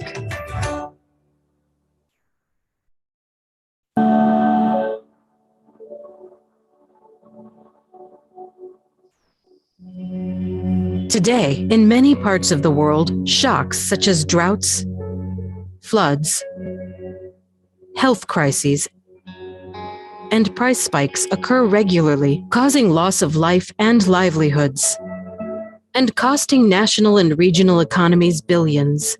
While we cannot prevent many of these shocks from happening, we can manage and mitigate their impact on people's lives, livelihoods, and well-being. Doing so requires building resilience. Resilience is the ability of people, households, communities, and systems to mitigate, adapt to, and stress include and to epidemics or health future being. Help build resilience by making investments and diversify community, increase finances, strengthen locally manage and manage on to occur. All these investments are closely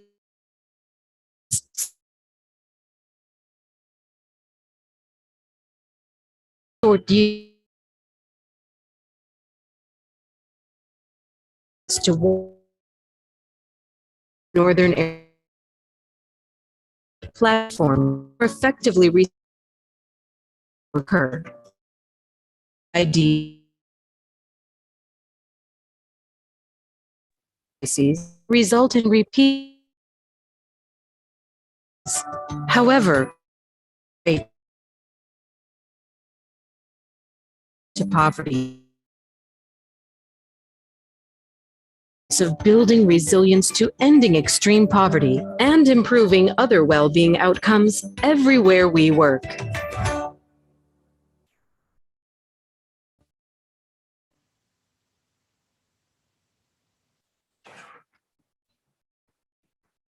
Welcome back to the plenary, and apologies for having to interrupt such a wonderful conversation that you are having. But you're so glad that we had such a conversation with very experienced panelists and moderators. And now what we want to do is have a very brief recap, and we'll start with the moderator for Breakout 2, Dr. Songa. Josephine Songa, please tell us what you discussed. Thank you very much. And good afternoon and good morning, depending on where you are in the globe. We had a very lively discussion with we had 3 panelists, shared very interesting learnings, challenges that they have experienced, lessons. I'll just try to, without being very specific, just to point out a few highlights that I captured during the discussion.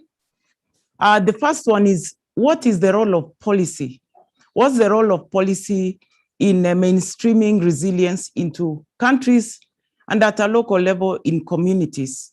What is its role? What are the challenges in implementation of policies? Because we know there has been a big debate about why should we have policies and they are never implemented.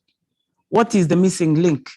So in the discussions, it came out clearly that policy is really, it's an integral component of building resilience in communities. Policies have to be there, they have to be developed. But what kind of policies should be developed? What points should be taken into consideration to make sure that these policies are really going to facilitate mainstreaming of resilience policies into communities?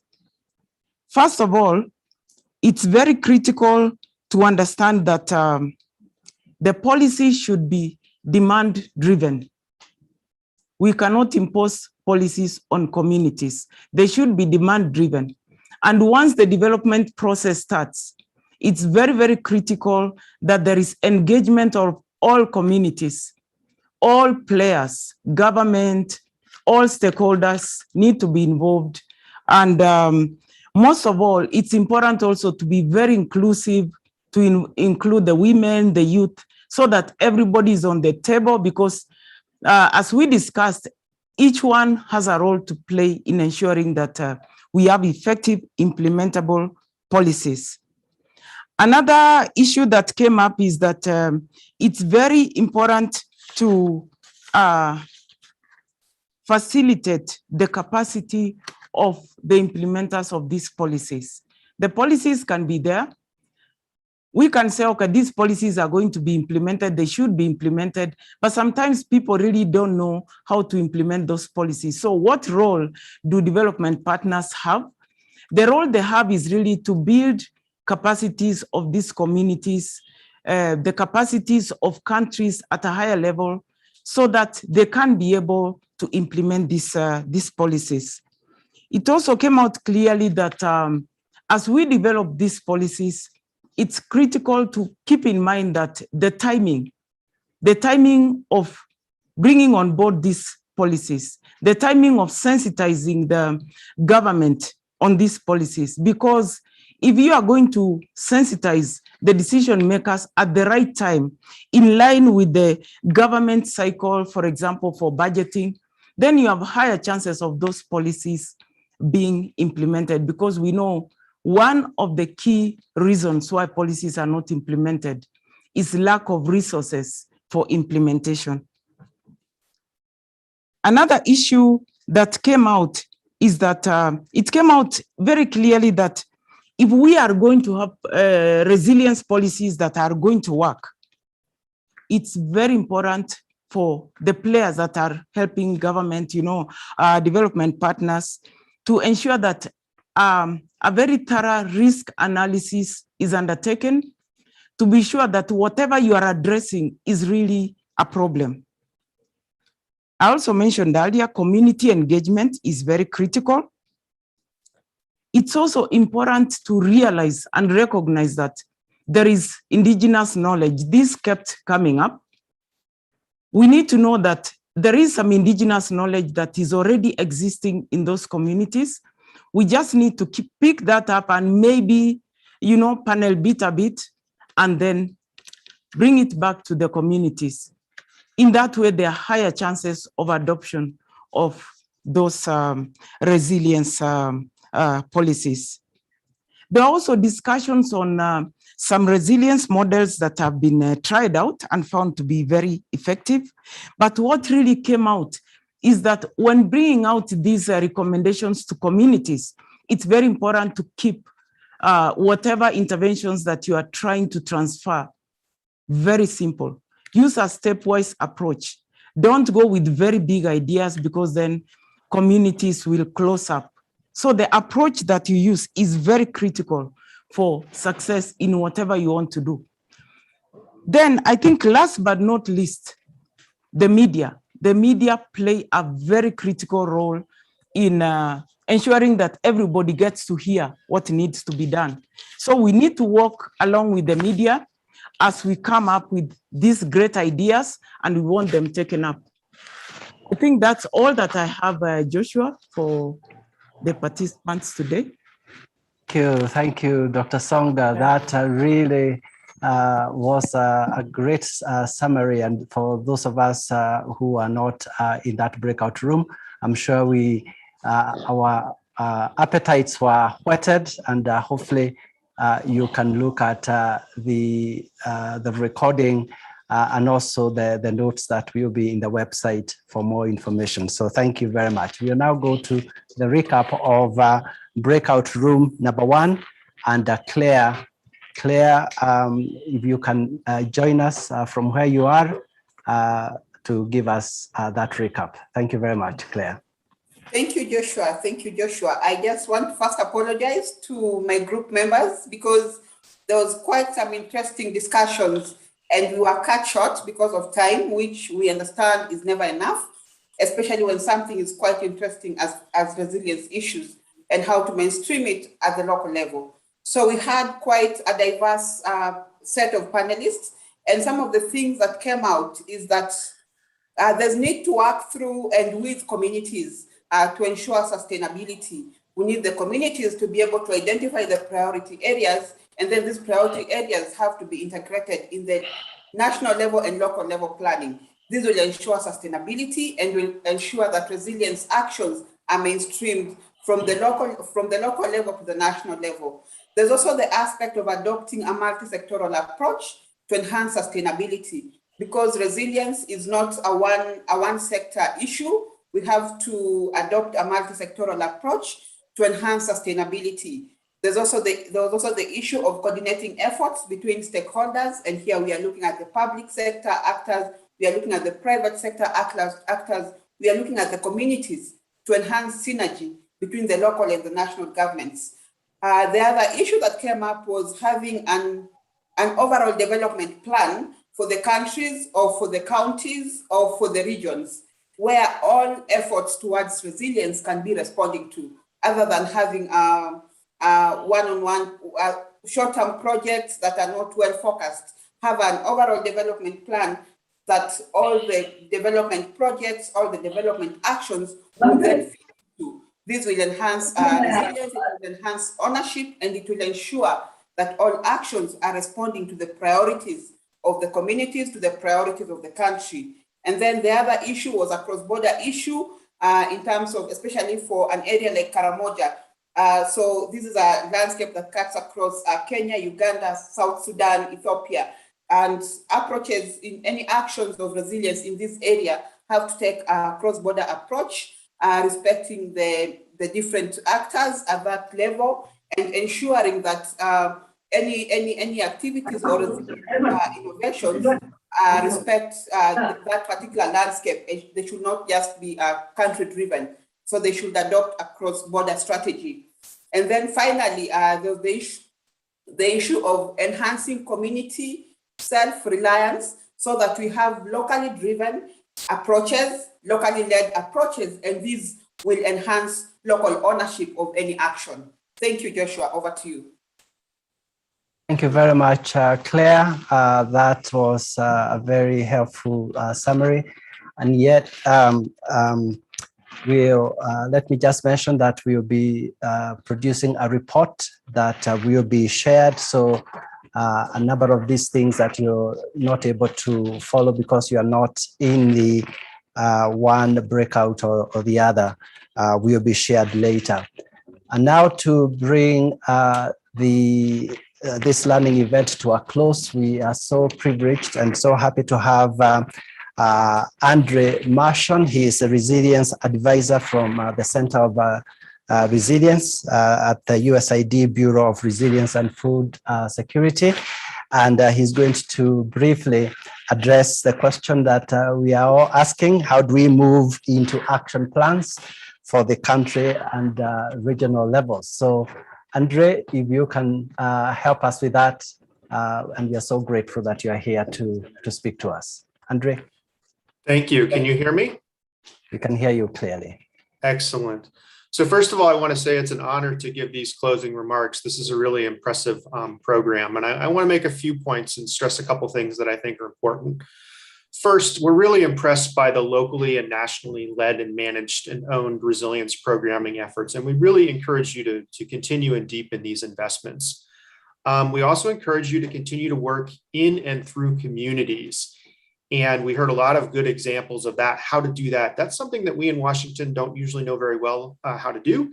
And those of you who are working in the field really have a lot to tell us and teach us on that, as well as how to empower communities and how to build the capacity to respond to their own challenges. And I think that came through very clearly, and we would encourage you to keep working on those areas.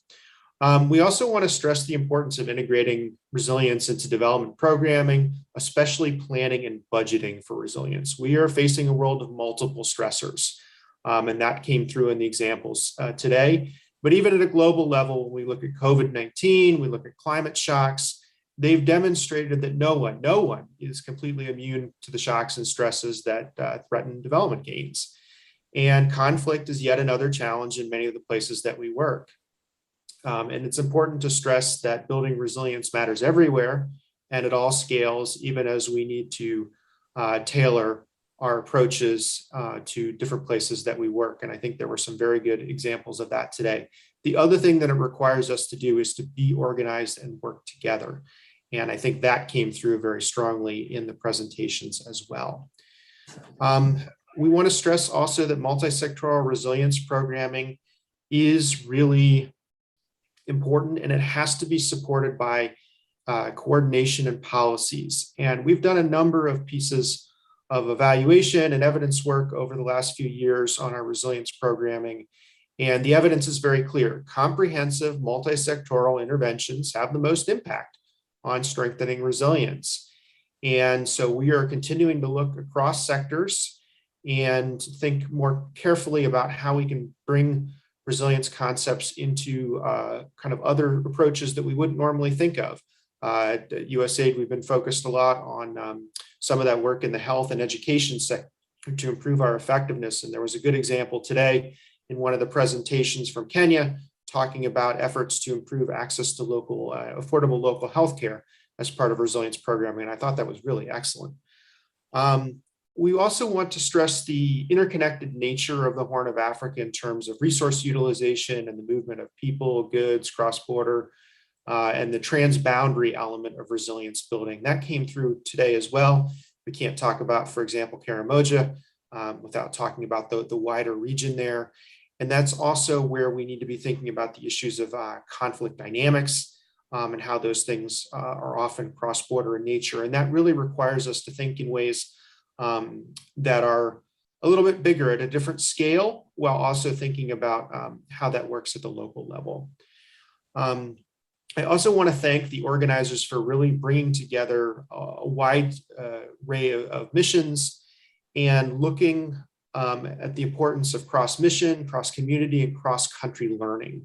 And if you look at what really drives us at resilience, one of those is the principles of collective action. And they really remind us that continuous communication and backbone support are essential for impact.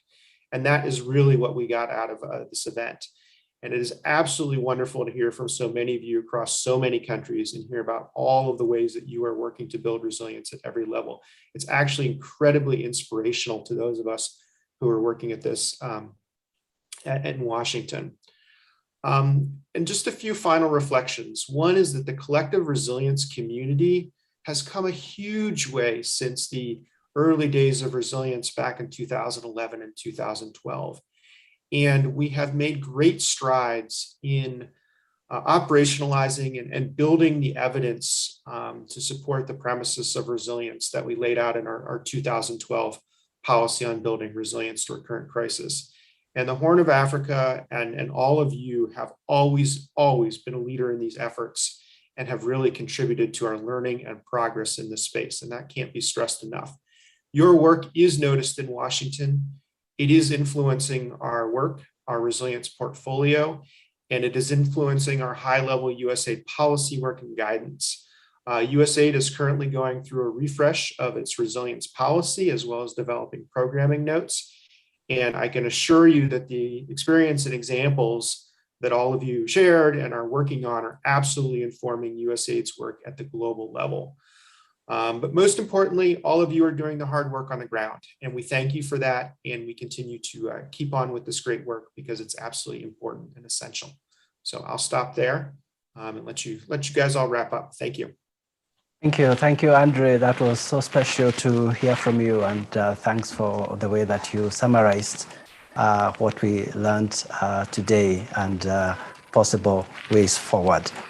For closing remarks, we want to invite Mohamed Nur Robo. He is a Deputy Country Director for ACTED in South Sudan. So if you can give us a brief remarks, we would really appreciate. Thank you. Thank you very much. Good afternoon. Good morning, everyone. Can you hear me? We can hear you clearly. Thank you. All right. Thanks a lot for the invite and for giving me this opportunity. I think it was really a great forum. It was a great opportunity to be with you today to learn and hear from all the participants. I think we all agree the effect of climate change is quite real, and the extreme effects of weather is something that we are experiencing in many places.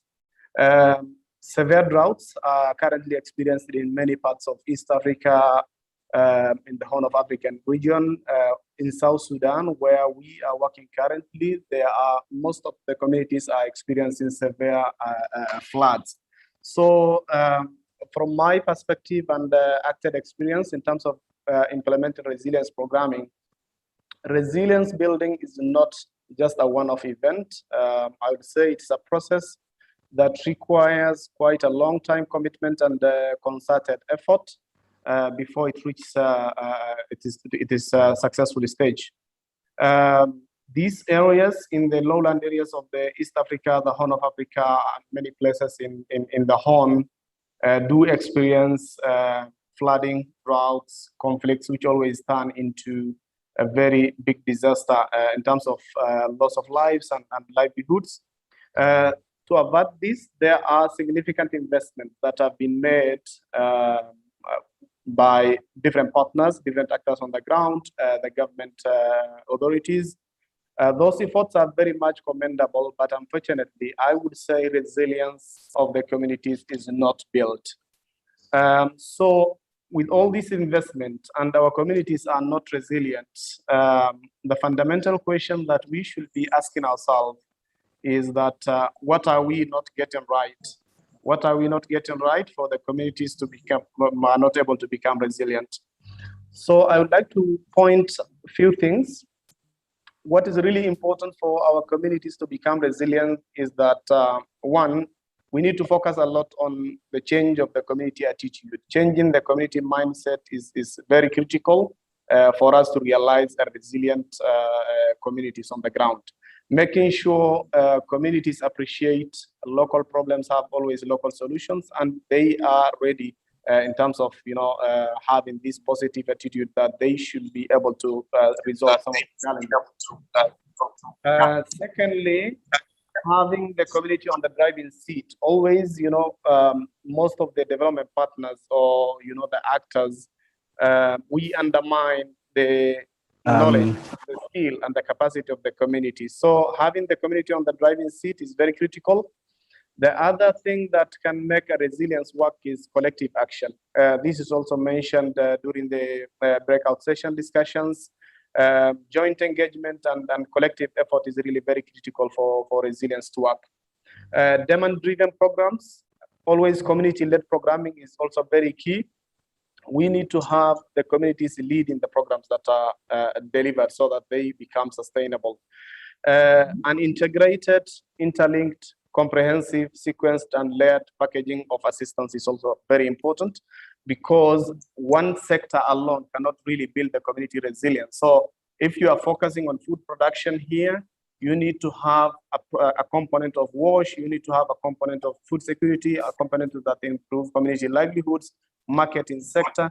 So kind of comprehensive package is really very important. The other thing is that looking at multi-year and multi-sector intervention is also very important, and this is where the donors really need to look into. If you just come with a short-term program that will be, implementing activities for 6 months to 1 year as emergency firefighting, this cannot really help the community. So this long-term intervention is very key. Sustainability element is always a thing that we need to look into, making sure the programs that we run are sustainable, and we do substantial investment with thorough capacity building to the communities, so that we have a clear exit strategy and the sense of ownership is there. When we do resilience programming, as it's always a long-term program, we need to look into crisis modifier component. As we implement long-term resilience building, there are always, because of the impact of the climate change, there are always disasters and some shocks that likely occur. So for our efforts not to be derailed, we need to have something that can actually caution the communities from these impacts. For resilience to work, then, we need to have a strong political will from the government authorities, because it is the support of the government that can really make things work. So always making sure the disaster risk management committees and the community disaster action plans are integrated into government development plans. Strong humanitarian base is also what is needed as a stepping stone for resilience building. Private sector, the role of the private sector is always really not utilized properly. So banks, financial institutions, agribusiness, livestock traders. So role of private sector need to be really looked into so that we have a vibrant and active private sector working with the development actors and the communities for resilience to be built. Connection to the ground and the strong link to the local level is also very important. We need to work with CBOs and the local community organizations, local NGOs, those people who have a strong network, those people who have very good contextual understanding that can make things work. This is really what is needed. Finally, I use the opportunity to immensely thank the organizers of the event, RLA team and the facilitators for the wonderful event, and also the participants for sharing such a great knowledge with fellow participants. Huge appreciation goes to the USAID. USAID happens to be one of the biggest donors. For example, in South Sudan, it's the biggest donor providing assistance to the populations here. This is the same in the Horn of Africa and East African countries. At the same time, partners, the implementing partners and the local organizations and international NGOs who are running programs that enhance the community livelihoods, at times really working in a very challenging and very risky, difficult environments to deliver activities. These also need to be really commended. Huge appreciation goes to the government and for the support and the guidance that they provide. With those few remarks and inputs, allow me to return now the floor to the facilitators so that they can bring the meeting to a close. Thank you so very much for your time, and really appreciate it. These kind of events need to continue so that we share experience and we learn from each other. Thank you so much. Have a good evening. Thank you very much. And I want to thank everyone for your indulgence. We've gone beyond the time we had indicated, and we apologize for that. But now to formally close us off, the Chief of Party for Resilience Learning Activity, who are hosts, Jim Flock. Jim.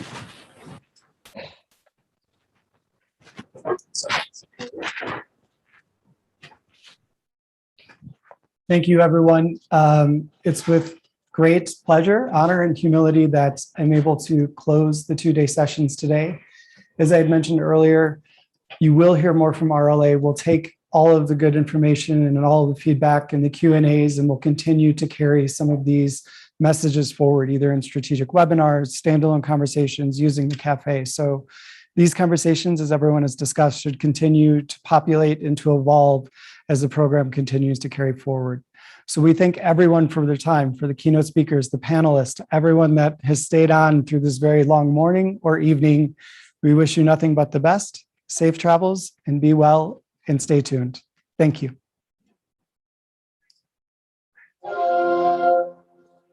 Swing Music Studio.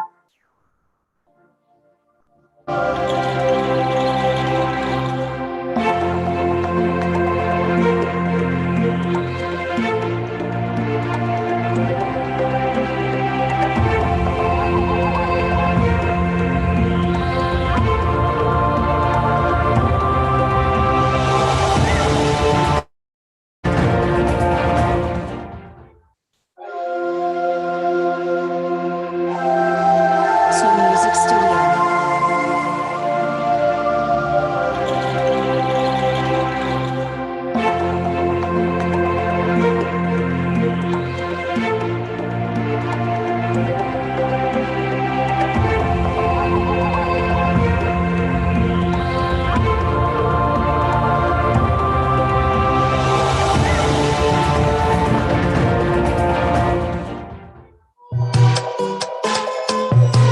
Get real dope instrumentals at molestbeats.com.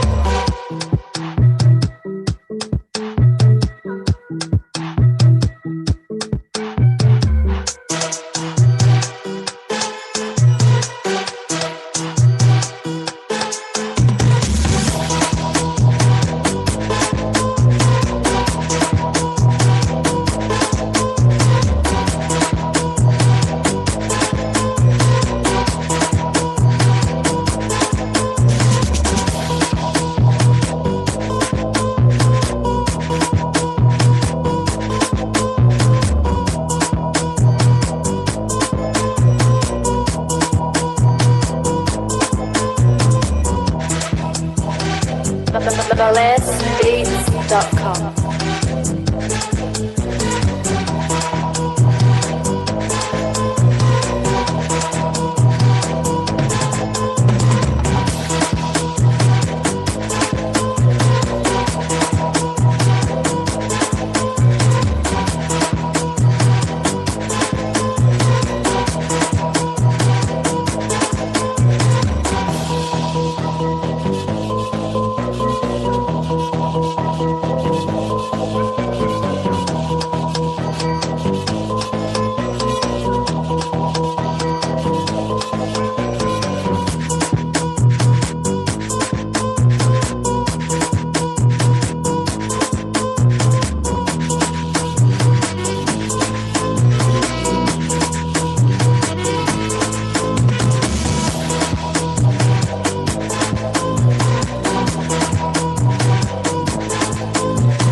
Get real dope instrumentals at molestbeats.com.